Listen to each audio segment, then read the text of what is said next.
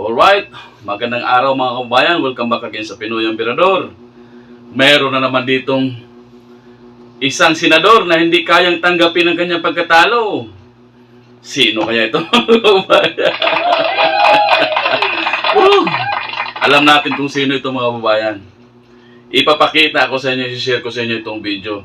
Pero maya-maya na konti mga kababayan Kasi nakakatawa. Dahil lang daw sumayaw siya ng budots.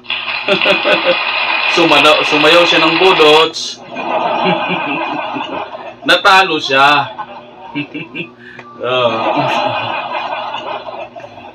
At nang dahil sa pagkatalo niya, dahil ilang eleksyon daw siyang palaging nasa top 6, hindi niya matanggap ngayon na natalo siya dahil biktima daw siya ngayon ng fake news.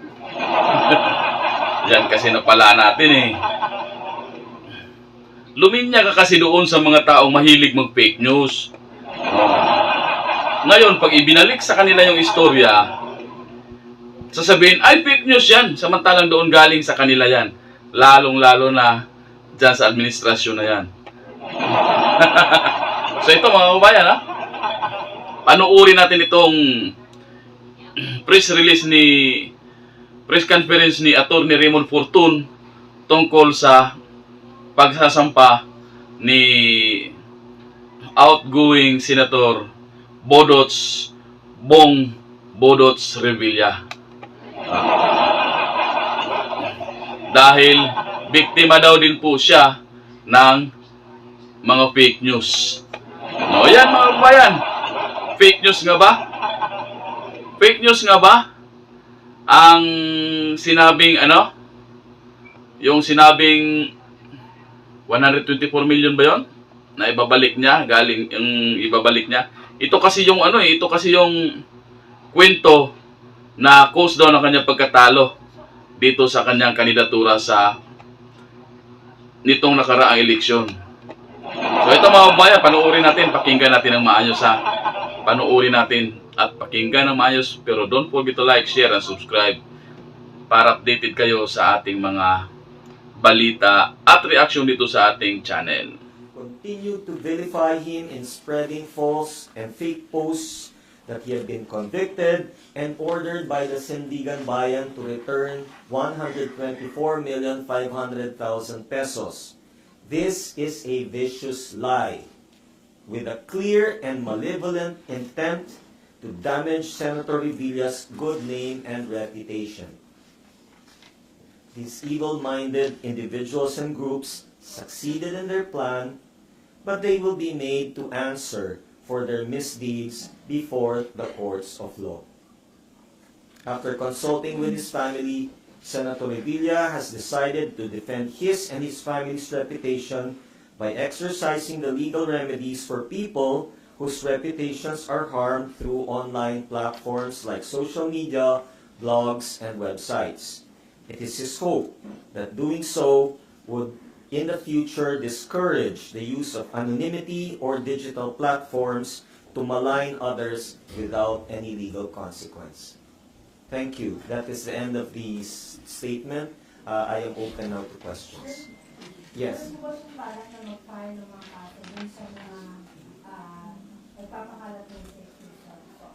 Yes, that is definitely the intent that is being expressed in this press briefing. Senator Revilla will be filing the appropriate charges, specifically cyber libel, against certain individuals. I have been told not to disclose the names of these individuals at this time because there's a need to vet them. But definitely, Senator Revilla will be coordinating with the NBI to find out the bona fides of these people. Kasi yung mga iba ay mga pseudonyms lang yung gamit. But definitely, you will be traced through the active cooperation of Facebook and other online agencies. And that your whereabouts will be discovered and that the appropriate charges will be filed. I will give one example of such a post.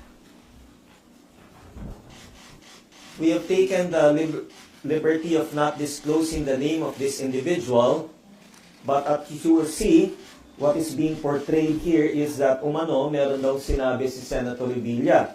But quinote yung binanggit ni Senator Bong, no? Sinabi ni Senator Bong, which is true, yung nagnanakaw talaga sa bayan, dapat kung kinakailangan hatulan ng kamatayan para matigil na yan. It was one of his campaign promises that if he is elected this year, he will author or co-sponsor a bill wherein the crime of plunder will now be penalized with death. Now, ang problema, pag tinignan nyo itong post na ito, merong sinulat, pero di ko pa rin isa sa uli ang 124 million. Manigas kayo. Obviously, Senator Revilla never said this. And yet, it is being made in social media and it has been shared so many times to show na parang not only na siya ay hindi nagsusole, because as I mentioned, there is nothing in the decision of the Sandigan Bayan wherein he was been ordered to return any amount to the government. And then lastly is meron pang salita na manigas kayo. In other words, parang ang tapang pa, maangas pa ang dating. So, this is actually one of the examples to show how fake news, can actually create such a negative impression on an individual. Now, wala namang problema yung gumawa ng, to highlight facts. I mean, it is the right of the public to know about facts. But it is definitely wrong when you try to make false allegations or false statements or imaginary statements and make it appear to the public as if it was made by that person. That is not only unfair, it creates a bad precedent, Hindi natin masabi kung hanggang kailan pa na magkakaroon ng ganyan, napapayagan niya ng COMELEC, at hindi sila nananagot at walang takot na gumawa ng mga ganitong mga invento ng mga salita. And the result is very apparent. The result is very apparent. In the previous 2 terms of Senator Bong, he was either number 1 or number 2. Now, in 2019, nung nagkaroon itong mga kaso na to, he landed 11, which is understandable kasi nasa gitna siya ng mga kaso. But itong 2024, notwithstanding the fact that he has been cleared from all charges, and then that there has been no determination or order for him to return a single centavo to the government, lumalabas itong mga fake news na ito, and the effect is that he landed 14th. I mean, think about it, just multiply the number of people who appeared to have voted during the elections, and you take a look at the spread or the capability to spread these false news, then the effect of that, 1.3 million for Senator Bong to have at least been in the 12th spot, is, you can already extrapolate that malaking epekto talaga yung mga fake news. Yes, sir. Attorney, tanong ko lang, meron na ba kayo estimate kung ilan yung individual na kakasuhan, tsaka kailan po kayo mag-file ng kaso? Alright. So, right now, the camp of Senator Revilla is looking at the possibility of filing about 5 to 10 cyber libel cases against personalities on Facebook, social media, vloggers, and those who have their own websites who have spread fake news about Senator Bong, which he attributes to be the reason why he landed only 14th in the senatorial elections. What will happen first is that once that it is vetted, we will choose kung sino yung the ones who deserve really to be charged and who should be made responsible for this, to serve as an example as well to the public. Hindi naman kinakailangan na lahat, pero definitely there has to be somebody na hindi lamang naman si Senator Bong ang makikinabang dito. Kung hindi, pati na rin kahit na all the way up to the local elections, sigurado, pag nalaman ng mga tao na hindi ka pwedeng magsalita, no, ng fake o gumawa ng mga imagine na mga salita o mga imagine na mga akusasyon, no, magdadalawang isip. And then hopefully, no, ay magiging mas maayos yung ating pagkampanya at yung mga tao ay makakaboto rin ng mas maayos. Sir, wala pang timeline po kailan. Definitely, right now, we already have the materials. And within the week, we will be submitting these materials to the NBI already for proper coordination. Now, once that, during the same period, the complaints will already be drafted. And then the only thing that we will await are the bona fides of these individuals, yung kanilang true names, as well as yung kanilang addresses. That's it. So probably you can expect anytime by next week or 2 weeks from now, there will be a series of cases that will be filed by Senator Revilla. Sir, Yes, sir. intentional or organized? Yun na hindi rin naman namin masasabi kung organized, ano? Pero kasi that's why when you even look at the profiles of these individuals, you know, one of the things na tinanong ko, is this organized? Ano, in other words, meron bang grupo? Lumalabas na kung meron mang grupo, ngayon sasabihin ko na, walang kinalaman po yung kampo ng mga Duterte. Dederechoin ko na po. At least based on the initial impressions ng profiles nitong mga taong ito, it does not appear to be an organized group. Usually, akala natin, ano, yung laban ng ng grupo ng mga Marcos at yung grupo ng mga Duterte, no? Hindi po. Hindi po. Lumalabas po na this appears to be somebody else's move. I'm not willing to disclose that. But again, all of these are really pretty vague rumors as well. Madali naman gumawa ng connection, but all I can say is that the camp of the former president has nothing to do with this. But mga groups or individuals who are behind those, who are behind the spread of attacks against Senator Bill, may common sa kanila. Do they belong to the same group or? I do not want to venture in that kind of speculation as of now. Mahirap na. Again, it's all a question of just putting all the individuals together and then trying to see the commonality. There appears to be a commonality, but the only commonality that I can provide at this time is that it has nothing to do with the Duterte group. Sana po. The senators not questioning the integrity or the results of the elections, even in certain areas. Yes.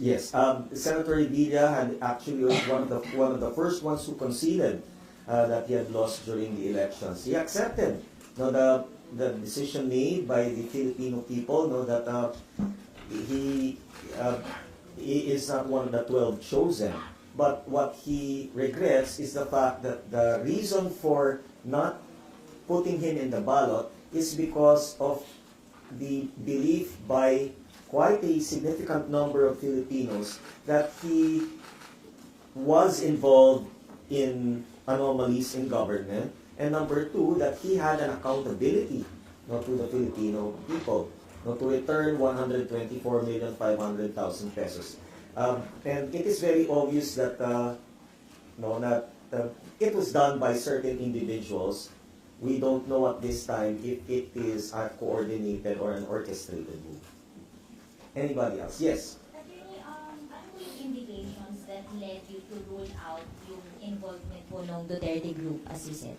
Right. As I mentioned, when you try to take a look at the 5 to 10 individuals or personalities, titingnan mo din kasi kung ano yung leanings nila, yung how the posts that they've been making in the past, who they are associated with, what kind of issues that they make comments on social media, and you will tend to see a lack of connection to the Duterte group. Madali naman gumawa ng ganun. Kasi, yung, kumbaga saan tawag nga doon, resibo di ba? Titingnan mo yung resibo Pag yung tao, makikita mo panay yung defend dun sa Duterte, then, you'll get this idea that number one, that talagang purely pro-Duterte yan, or number two, na yan ay pinakikilos ng mga Duterte. Now, when you take a look at the personalities who have been involved in trying to malign Senator Revilla, you will see that wala yung connection na yun. No? That they were all definitely, hindi mo makita yung kulay green ba? O yun, hindi mo makita yung kulay green. So, that's why as of now, what the camp of Senator Revilla is of the belief is that this is not an orchestrated move coming from the people who are aligning themselves with the former president or the vice president. Sir, kung ang intention po, ibagsak si Senator Revilla, may intention na may iyangan That is the necessary consequence, yes. Oo. Kung siyempre, kung meron kang hahataking pababa, merong makikinabang. Yes. Pero may intention na iyangan. Hindi, kasi kung hahatakin, sigurado ay merong papalit na pangalan dun sa balota. No? It is the normal tendency really, no, na, alam mo, minsan lang naman tayo talaga makakaboto, di ba? So, lulubusin mo eh. I remember my wife, no, just several days before the elections, ang parating tanong sa akin, 6 pa lamang yung nandun sa balota ko, we have this form given by COMELEC. 6 pa lamang, sino pa ba yung dapat kong bobotohin? It is a normal tendency that we want to maximize the ballot. So, you would fill it in. Ngayon, obviously, if you strike out certain people because ito yung mga negative comments na lumalabas, then definitely others who would not have been otherwise chosen will certainly benefit from the exclusion. So, ang nakikita ko po dyan, hindi man binabanggit kung sino yung dapat na botohin, pero when you try to pull down somebody, meron siguradong aangat because sila ngayon yung maboboto. Sir, sa observation niyo po, kailan po na-identify ba yan yung mga post na ganyan? Is it weeks or days before the election? Yes, very good question. It was observed that all of these posts intensified 2 weeks before the election.